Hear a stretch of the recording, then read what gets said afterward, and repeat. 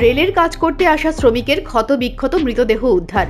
মৃত শ্রমিকের নাম অপু দাস, বাড়ি পানিসাগর থানাধীন কৃষ্ণপুর এলাকায়। খুনের অভিযোগ করলেন মৃতার স্ত্রী বিথিকা দাস। মঙ্গলবার সকালে পানিসাগর থানাধীন উত্তর দেওছড়া ২ নম্বর ওয়ার্ডে রেল লাইনের পাশে ৪৮ বছরের অপু দাস ওরফে মন্টাইয়ের ক্ষতবিক্ষত মৃতদেহ উদ্ধার হয়েছে। অপু দাস জবিস্ট.ইন সংস্থায় কর্মরত শ্রমিক ছিল। তারা রেলের ইলেকট্রিফিকেশনের কাজ করে। অপু দাসের বাড়ি কৃষ্ণপুর পানিসাগর থানাধীন এলাকায়। অপু দাসের এক সহকর্মী জানায়, সোমবার রাত ৯টার পর থেকে অপু দাসের মোবাইলে সুইচ অফ ছিল। রাত ৯টা ৫০-এ যোগাযোগ করা হয়, কারণ ১০টায় তাদের আপডেট দিতে হয়, কিন্তু কোনো সিগন্যাল পাওয়া যাচ্ছিল না। অপু দাস নাইট গার্ডের কাজে নিযুক্ত। রাত্রে ১টা থেকে ভোর ৫টা পর্যন্ত খোঁজাখুঁজি করতে গিয়ে অপু দাসের দুটি জুতো পাওয়া যায় প্রায় ১ কিলোমিটার দূরত্বের ব্যবধানে।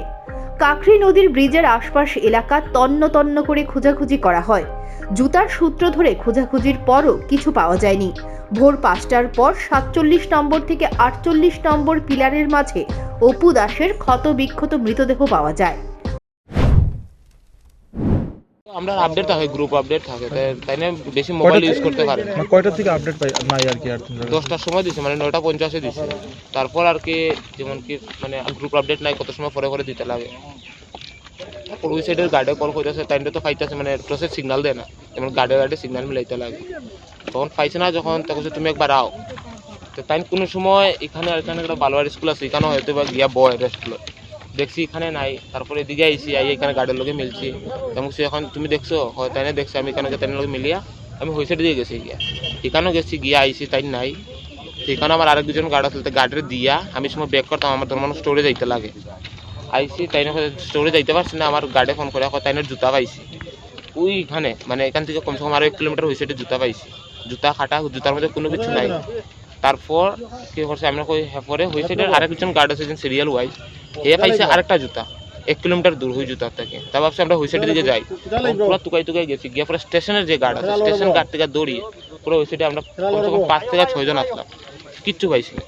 আর আপনারা কি কয়টা বাজে তখন যেই জায়গার মধ্যে বডিটা? আমরা স্টেশন এখানে যেমন কাকরি ব্রিজ আছে, কাকরি ব্রিজ থেকে আইতে আমরা 5টা বাজে। মানে কটা থেকে খোঁজাখুঁজি শুরু হয়েছে? প্রায় 1টা থেকে 5টা পর্যন্ত খোঁজাখুঁজি করছে। ডিউটি কটা থেকে শুরু হয়? 5:30।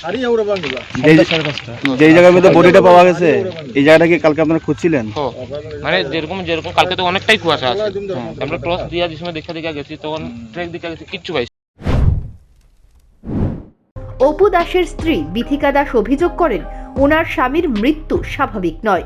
এই মৃত্যুর পেছনে অন্যরকম অর্থাৎ খুনের আভাস রয়েছে। সকাল 5:30 থেকে অন্যান্য সহকর্মীদের ডিউটি শুরু হয়, আর নাইট গার্ডের ডিউটি অর্থাৎ অপু দাসের ডিউটি 5:30 পর্যন্ত ছিল। অপু দাসের স্ত্রী বিথিকা দাস জানায়, রাত 2টোয় এক সহকর্মীর কাছ থেকে সে খবর পায় যে অপু দাসকে খুঁজে পাওয়া যাচ্ছে না এবং সুইচ অফ রয়েছে মোবাইল। সারারাত্র খোঁজাখুঁজির পর সকালে যেখানে অপু দাসের মৃতদেহ পাওয়া যায়, প্রচণ্ড কুয়াশা থাকলেও এই এলাকায় কোনো জঙ্গল নেই, পরিষ্কার এলাকা এবং রাতে আলো রয়েছে। তবে রাতে এত খোঁজাখুঁজির পরও কেন পাওয়া গেল না, নাকি তাকে কোথাও খুন করে এখানে এনে ফেলে রাখা হয়েছে, তা নিয়ে সংশয় প্রকাশ করেছেন অপু দাসের স্ত্রী। আপনার যিনি মারা গেছেন আপনি কি হয়? স্বামী। মানে তিনি কি কাজ করতেছে? রেলের ডিউটি, নাইট ডিউটি আছে। তো কালকে মানে আপনি কিভাবে এখানে জানছেন যে বডি পাওয়া গেছে? এটা আমি সকালবেলা আইছি, কেন তার লোকের ডিউটি এখানে তার বাড়ি 2বার আইছি সকালবেলা। হে রাত্রে 2টার সময় গিয়ে আমার হয়েছে যে 9টার পর থেকে তাই নাই ডিউটি, রাতে 9টার পর থেকে সুইচ অফ। Switch off. উনি কি এখানে একাই ডিউটি দেন? না আসলো তো তারা কালকে, হে আসলো না, কিন্তু অন্যরা তো আসলো। অন্যরা কেউ কইতে পারে না কিভাবে কি হয়েছে? ওনার নাম কি? অপু দাস। আমার তো মনে হয় তারা সামনে জায়গা, তারা অতটি মানুষ খুঁজলো, আর সামনে কেন ওই তো থার বার থেকে দেখা গেছে বডিটা। কি মনে হয় রেলে পাড়ি বেড়ে গেছে এরকম কিছু মনে হয় নাকি? না কেউ মারছে মনে করে? আমার তো মনে হয় এটা অন্য জায়গায় কিছু। রেল শ্রমিক অপু দাসের মৃত্যুর ঘটনাকে ঘিরে রহস্য ক্রমশই বাড়ছে। পুলিশ মৃত শ্রমিকের স্ত্রীর অভিযোগ পেয়ে ঘটনার তদন্ত শুরু করেছে। পুলিশের তদন্তেই বেরিয়ে আসতে পারে মৃত্যুর ঘটনার প্রকৃত রহস্য। Bureau report, news prime Tripura.